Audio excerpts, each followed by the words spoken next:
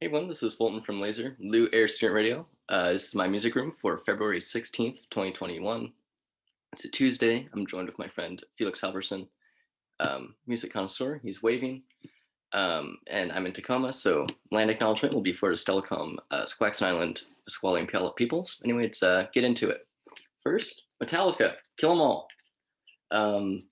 This is like one of the only Metallica albums I'm really into. It's their debut album, essential thrash metal. Just thinking this thing came out in 1983 is kind of mind blowing with all the other things going on. There's classics like Seek and Destroy, The Four Horsemen, Anesthesia, Pulling Teeth. Um, yeah, it kind of speaks for itself. If you're looking for some fun, four on the floor, 454, four barrel carb, get in your hot rod and listen to metal and want to, beat your friend up for fun, this might be the album for you. Up next, I have the soundtrack to Uncut Gems. Really solid album and movie. I know Felix has his reservations, but I'm a pretty big fan of it. Um, this is all composed by Daniel Lopatin. Don't know how to say their name, but yeah, the inside gatefold's really pretty. Very choral, as in like a choir. Um, Lots of synth work, very textural, and like lots of layering that's going on here. I'm not so sure how relaxing it's going to be to listen to, as the movie is very intense, but I'm excited to see where it goes when I finally listen to it deeply. And then finally, I have Kurt Weill's Speed Sound, Lonely, KVEP. This is just a bunch of cowboy covers. You know, let's see, Speed and the Sound of Loneliness, lots of John Prine. John Prine's also on this album. It's one of the last releases before he passed away. On How Lucky, it's a duo kind of act. Very sweet, very wholesome, but also heart wrenching. Makes me want to cry at times, but nevertheless, it's a very solid Kurt Weill effort. He has a large back catalog, and I feel like this is a good way to really get involved with him. It's just a standard black vinyl, and it's cut at 45. So I'm interested to see if there was any mastering done at 45 to MoFi kind of style, or they just cut it because of how long the EP is to do something. I don't know, but yeah, I'm always interested in 12-inch 45s because it's a strange format. Anyways, Felix, if you'd like to share your tunes. Yeah, for sure. I love how you get into the 12 inches. I never really went down that route, but you've kind of inspired me to go digging for some. Next time I go dig, I'll definitely look around. They're definitely kind of obscure, especially if you find the promo like reggae rock cuts that are 12 Yeah, inches. yeah, yeah, yeah. Like promotion only, like do not sell that stuff. Yeah. Yeah, I want to go to Um, the shopkeeper and say, you're not supposed to sell this, but I know I'll get, trashed. yeah. This first album, I've been getting pretty into dub. Um, and this is Super Ape by it's mistitled. It's by Lee Scratch Perry and the Upsetters. Lee Scratch Perry, famous dub artist, did all of the arrangements and he produced it, which is super dope. And the band that he got is super tight for it. The bass and the drums are just like always locked in together, and there's like vocals too. Like it's very heavy on the vocals, which is a little more rare with dub. It's more about just like, oh, let's like just chill and listen. Yeah, right. So um yeah, it's cool to have those like poppy hooks in there. I think that gives it a lot of like, it's much more listenable than a lot of the other heavy dub that is out there. So yeah, that's that one. This guy I've been getting really into. I think I've talked to you a little bit about him. Tommy Guerrero. This is his album Road to Nowhere. This is his like second to most recent album. Yeah, Yeah, it's his recently his new one Sunshine Radio is really great. But this one is just better to me because it has more like, it's so like groovy. Like I really don't know how to describe it in any other way of just like it's the same bass part for 5 minutes and you don't notice. Like he does it all himself. He just like hops on the congas, loops that, does a drum beat over it, and then basses it up, and then just does some like spacey guitar stuff. It's very much the same formula for Krungbin, but with a bit of a more like Spanish feel.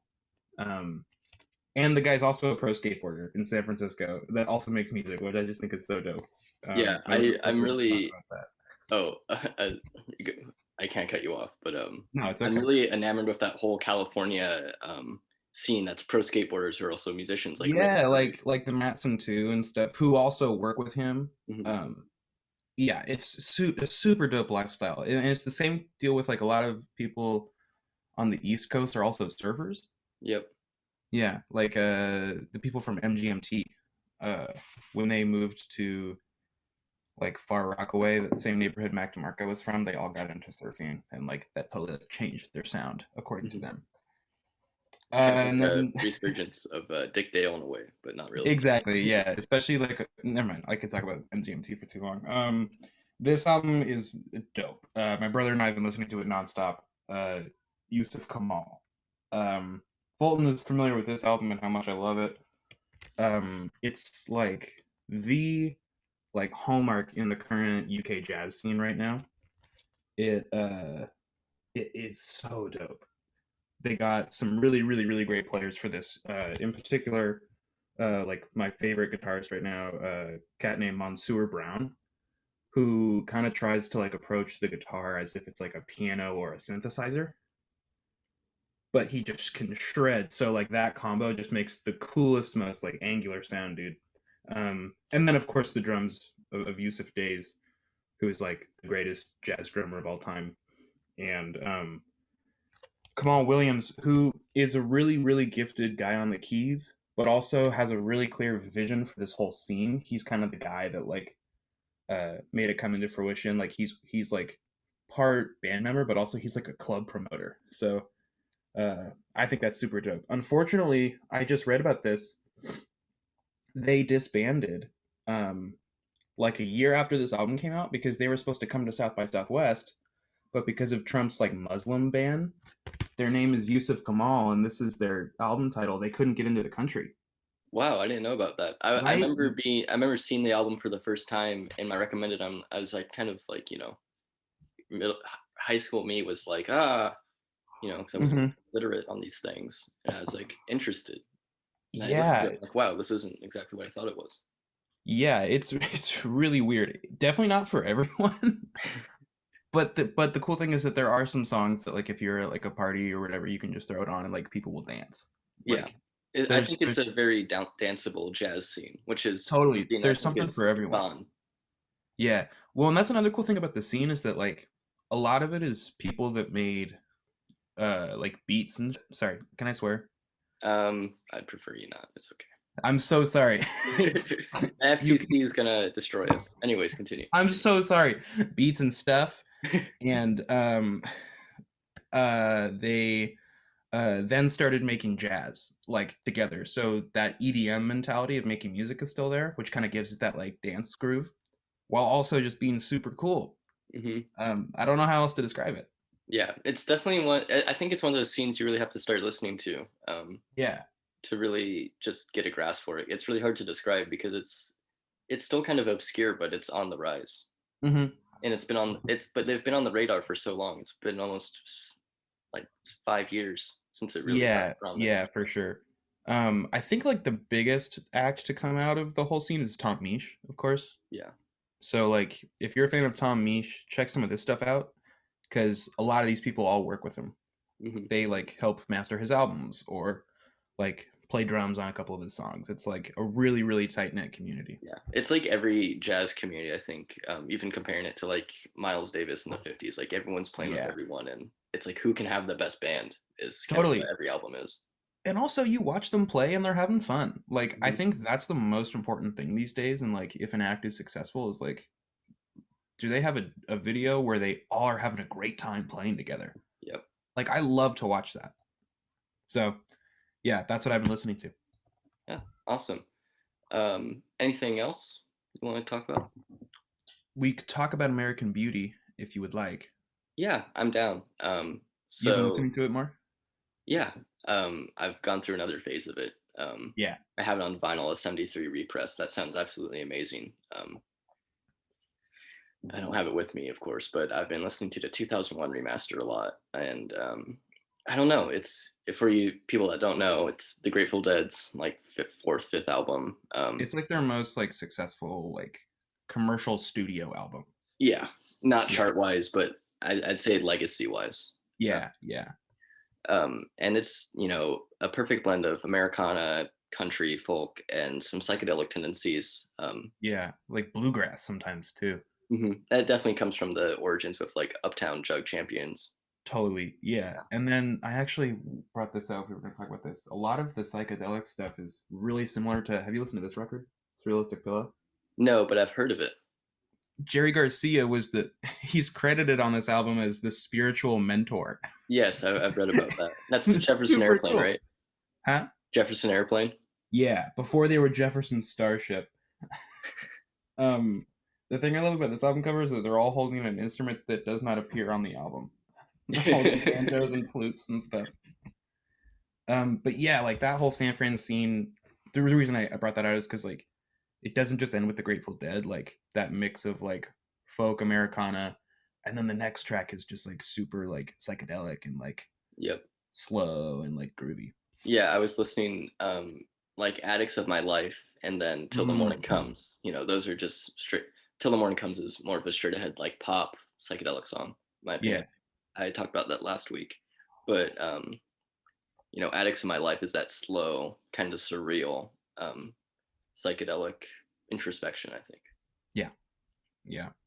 It's a great album for any stage of life.